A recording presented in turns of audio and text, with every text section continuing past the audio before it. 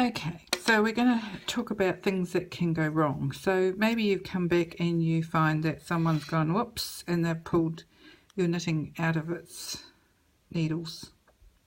So the first thing is, don't panic.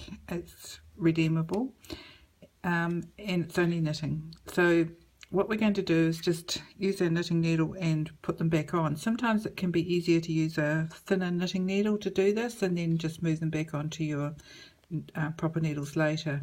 So we're just going to grab those first two, because that's our slip one and then our knit, and you'll see that there's a whole lot of knit stitches just on their own, and then you can see the other stitches here with the yarn overs.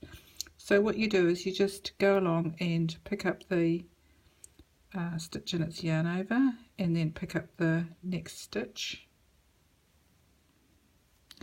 and then pick up the stitch in its yarn over and the next stitch, and we just carry on down the row. Sometimes they're helpful. Wool tends to sit there nicer waiting for you, which is always nice. So stitch in its yarn over, stitch, and there we go. So that was a knit one, and then it's the wrong side, so we just slipped that last one. So then we can turn around and we're back to our right side, which we know because we were clever enough to put that marker on there. Okay, so you may have other situations where you maybe left a bar or didn't pick up something, or something went wrong and you need to come down a column of stitches. It's always easier to do it with these knit stitches. So turn your work around, or work so that you've got that row of knit stitches in front of you. We'll just move along the row till we get to it. So we're doing brioche knit, slip one yarn over, brioche knit, slip one yarn over, and here's our brioche knit. And you'll notice that it has a yarn over sitting there with it. Now if you're planning on moving down a column of stitches, you can do it in a more controlled manner. So we'll just move that to the back, and you'll see at the very front here there's a stitch here with a stitch coming through the front of it. So if you just move that so that this one comes out of it and look, you'll see that you've got a bar with that one sitting there like topsy, waiting for something to happen to it, and we're going to put a stitch marker on there and lock it. Okay, so if we're coming down our column of stitches, we come to that last one that's sitting on the top, and we just pop it off from its where we've knitted it, and you'll see it's got that bar with the loop coming underneath it, and we just put another stitch marker on it just to hold it. Okay, and we can carry on doing that, and then you may have come to the thing that you want to correct, and now we're going back up again. So what you can do here is just using your crochet hook or some sort of hook, just go and pick that one up and then just pull this one through it, and then just go up the whole column like that, just pulling them through one at a time, and then you can undo your stitch markers. So we'll just do that, undo stitch marker and undo a stitch marker, and then we'll pop that one on the top. And remember, when we started we had a yarn over sitting there with it.